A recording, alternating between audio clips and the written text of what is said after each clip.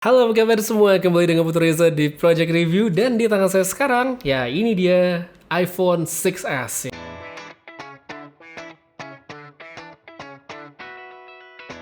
Handphone rilisan tahun 2015 yang nyawanya ternyata masih disambung sama Apple karena masih menjadi salah satu yang akan dapat update iOS 15 terbaru. Wow, 6 tahun dan masih dapat software update itu legendary banget ya, luar biasa banget. Nah, di iPhone 6s ini udah saya install sekarang adalah iOS 15 versi developer beta pertama, jadi belum stabil banget, cuma paling tidak udah bisa nunjukin fitur-fitur apa aja yang bakal hadir dan kemungkinan bakal bisa kamu pakai di versi finalnya nanti. Disclaimer sebelum mulai yaitu dia ini adalah versi beta, oleh karenanya tolong kalau bisa jangan ada pertanyaan seperti misalnya bang kok gue belum dapet masih 14.6 belum muncul di software update dan segala macamnya, karena emang apa ya belum pada dapet belum pada waktunya buat dapet, jadi sabar aja ditonton dulu dan kali-kali bisa jadi informasi tambahan sebelum kamu update ke iOS 15. Oke, yuk langsung aja kita mulai.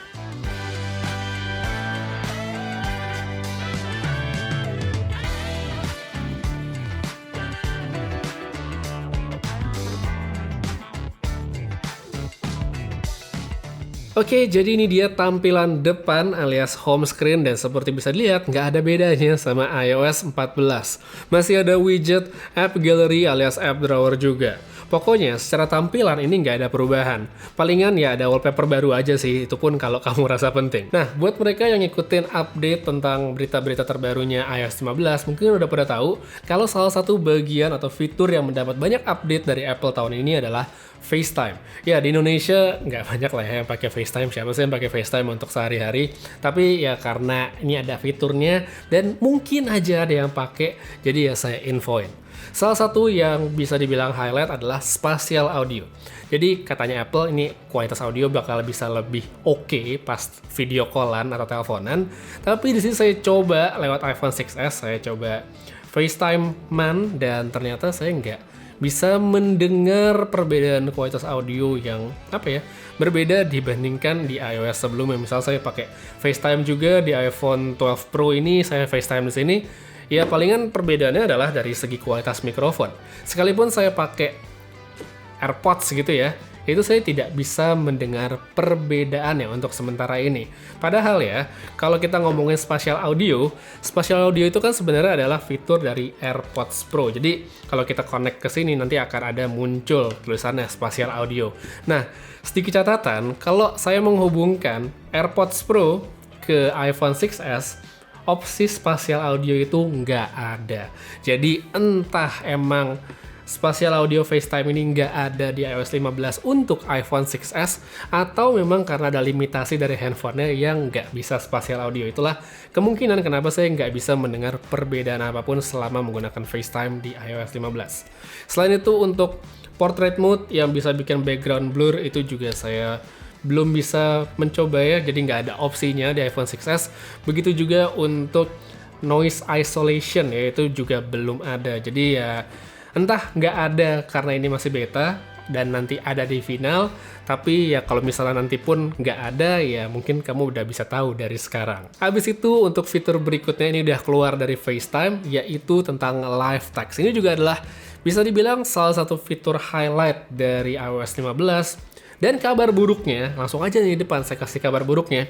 Fitur tersebut nggak bisa dipakai di iPhone 6s. Saya udah coba dan nggak keluar opsinya pas mau dipakai. Selain nggak bisa foto langsung, fitur untuk ngebaca teks yang ada di foto ya, jadi kita bisa foto abis itu nge-scan setelahnya, itu juga nggak bisa di iPhone 6s. Jadi saya agak bingung kenapa ya.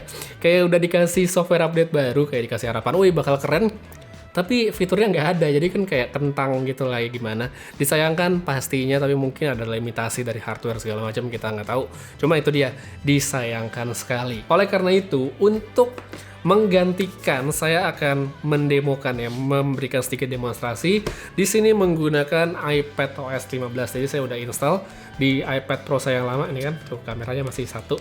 iPad Pro saya yang udah berumur 2 tahun saya installin iPadOS untuk sedikit tunjukin seperti apa fiturnya.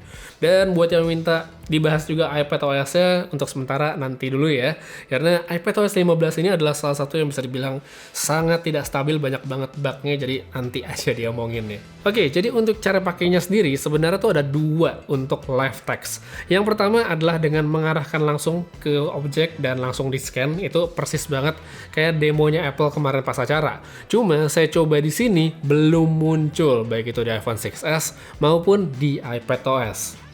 Sedangkan untuk yang kedua, itu bisa dengan ambil foto dulu yang pengen di-scan, habis itu kita masuk ke Photos atau Gallery, dan kalau fotonya bisa, maka nanti akan ada tombol yang muncul di kanan bawah. Tinggal pencet dan nanti akan otomatis muncul juga bagian-bagian yang bisa di-scan. Untuk fase awal ini sebenarnya ya kurang bagus sih, bisa kelihatan sekarang ya, kayak masih pilih-pilih dan nggak semuanya bisa di-scan. Tapi yang namanya versi beta, maklum lah. Paling enggak, di awal seperti sekarang saya udah bisa nyobain seperti misal untuk buka website. Tinggal diblok aja alamatnya, dipencet, nanti langsung kebuka di Safari. Selain untuk tulisan, seperti yang udah saya bahas di video yang lalu tentang iOS 15, ditonton dulu kalau emang belum. Live text ini juga seharusnya bisa mengenali benda seperti buku sampai hewan untuk nunjukin jenisnya. Tapi kalau untuk mengenali tulisan aja yang nggak bisa, maka yang lebih advance kayak tadi buku atau hewan juga kemungkinan sih nggak bisa di iPhone 6s. Jadi ya diturunkan aja ekspektasinya, dan semoga aja berubah nanti di rilisan final dan cuma terjadi di versi beta yang sekarang saya coba. Next, fitur yang ketiga di sini ada yang namanya Focus. Nah, yang ini lengkap dan bisa dipakai. Aksesnya lewat control center dan bisa pilih yang ada tulisannya Focus. Setelahnya nanti akan muncul 4 tab, yaitu Do Not Disturb, ada Personal, Work, dan Sleep yang bisa dikustomisasi sesuai kebutuhan. Fungsi fitur ini sesuai namanya adalah ngebantu user untuk lebih fokus dan nggak terganggu notifikasi yang tidak perlu ketika beraktivitas. Contoh seperti misalnya di sini saya nyalain opsi Work atau kerja, saya bisa atur waktu aktifnya, lalu abis itu saya bisa atur juga saya mau terima notifikasi dari aplikasi apa dan dari siapa. Ngebantu banget sih harusnya supaya nggak kebanyakan buka sosmed pas kerja. Well, kecuali emang kerjanya admin sosmed, ya beda lagi ceritanya. Dan selanjutnya untuk fitur yang kecil-kecil yang bisa dibilang sisaan, ini nggak banyak tapi ya cukup oke sih dari segi tampilan. Seperti untuk aplikasi cuaca, di sini tampilannya berubah dibandingkan iOS 14, bisa dilihat bagaimana perbedaannya. Dan untuk Apple Maps ini cukup menarik karena dia menghadirkan gambar 3D untuk di petanya. Ini menurut saya keren sih karena bentuk kotanya itu jadi kelihatan, terus untuk landmark-landmark atau yang bangunan-bangunan penting di kota-kota tertentu itu kelihatan gambaran. Ini menurut saya keren. Cuma karena ya di Jakarta atau Indonesia paling dikit banget juga yang pakai, makanya saya bisa bilang update ini nggak terlalu relevan.